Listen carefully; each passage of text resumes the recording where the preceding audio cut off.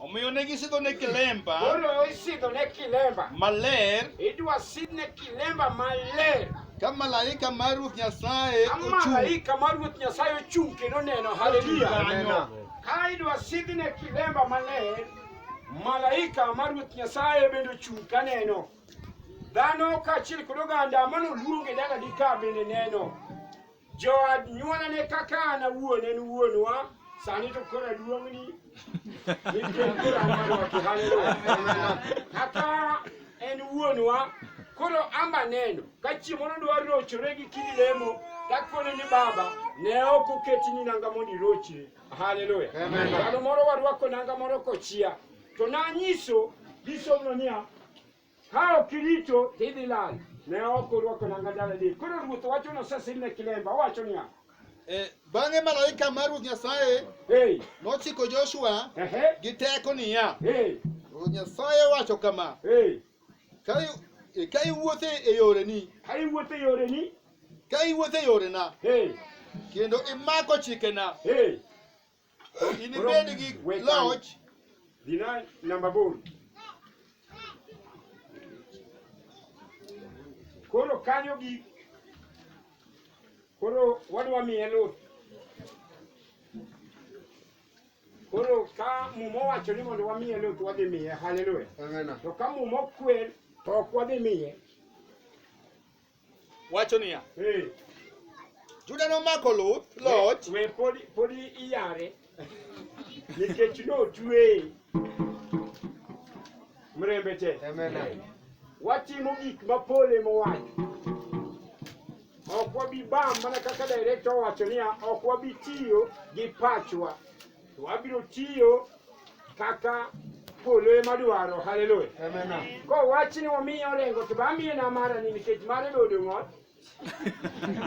Kase kone kora duong' ne sani ka ji odok pacho to en babo. Sani kora ka nyise no gochonge to goyo. Agwedhe. Haleluya. Mumo emwadwa dhigo no twe twech malich nikech ne ok wadwa ni mondo ng'ato kwal nene. Koro en luth ma ok siem go dhako. Haleluya. Ni ka dhako koso ni ing'ena neni ini isewuok idhi lemo pok isieme gi ludhni in aneni wang'i chikore chimo inine kaeto idhi inege.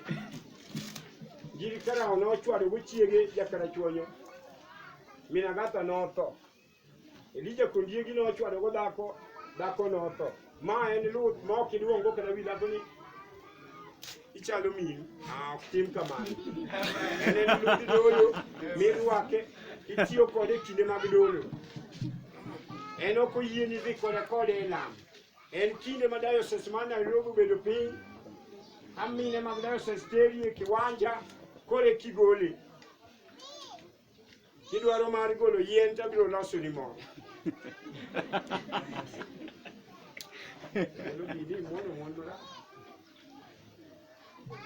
Fundi mano lo se vede no.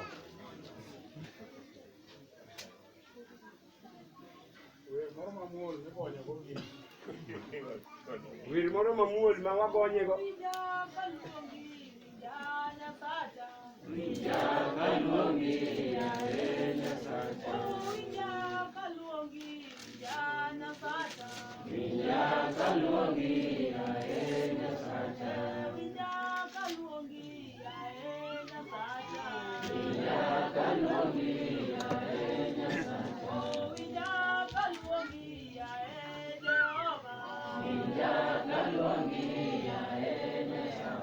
Basi aparo ni wadhie e muma mar luth. Ka wang'o wacho ni ring gi ludhni ei dala ka kuoth obiro ringo go ibed maber. Haleluya. Nikech muma samoro dhi yiene ni ring bande ka kuoth kilimo go i pacho. To ka muma owacho ni mondo soe yuothe odhi soe. Ko wacho no dhi kete kideme ka odhi kete. Haleluya. Muma wacho niya. Juda nomako ludh loch. Juda koro mako ludh loch. Kochunge kind tiendene. Koro Juda nomako ludh loch kochunge kind tiendene. Kobedo ruoth mar Nairobi, Nakuru, Naivasha diocese. Haleluya. Amen. Owacho niya. Owacho niya. Kobedo ruoth nyaka wuon loch kaka wuon loch mabiro rito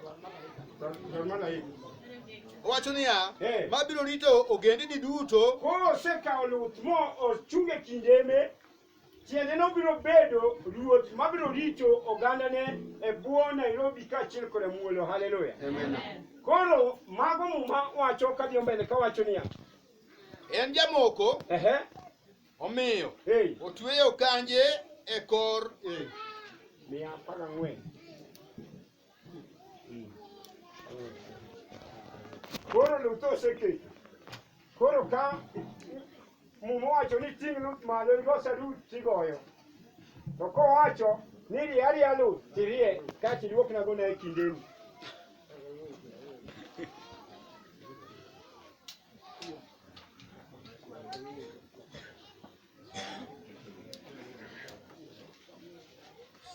Basi haleluya. Amen. Aneno ka wadwa moro wacho kana ni ambe nyini bang' ma ibiro waka. Haleluya. Amen.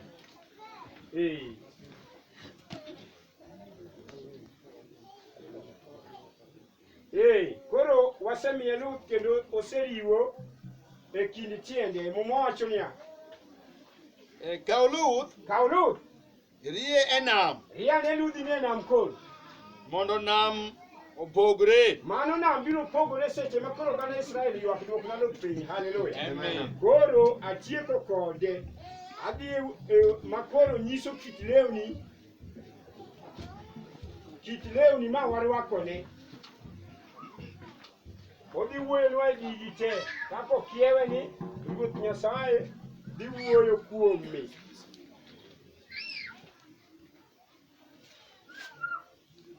Kineno kokiew mopogore tipenjowa mago lep dolo.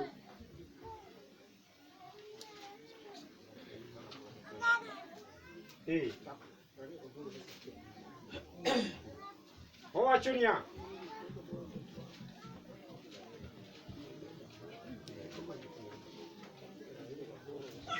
owacho niya Ndiko wacho niya owacho in wuon nyaka iluong Harun owadu. Muma wacho niya samidwa ket ng'ate kom nyaka oluong Harun owadgi gi yawuote Nadab gi Abihu gi Eliazar yawuotgi noseluongi kod Ithama kuom jo-Israel mondo ikete obed jadolo. Ne waseluongo yawuoyi manotiyogo i diocese mosebiro. Koro gika ma koro wakete mondo obed jadolo e kind oganda mag mohero Israel bisi. Owacho niya twang'ne Harun owadu lep dolo mondo omede duong' gi chia. Ni lep dolo gi kirwako to muma wacho niya omedi duong' kaachiel koda chia. Haleluya. Koro kadhi kodi sani kamaro gi suchi to komiya kom kapok omiyi. Haleluya.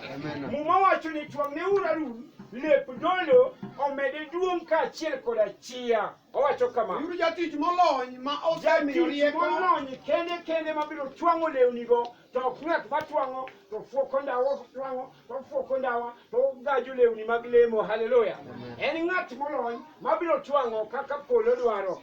Kiepo odhiyo kanyo kowacho molony mondo olos ne Harun lewni morwako kikete jadolo. Magi lewni morwako seche ma koro wakete jadolo.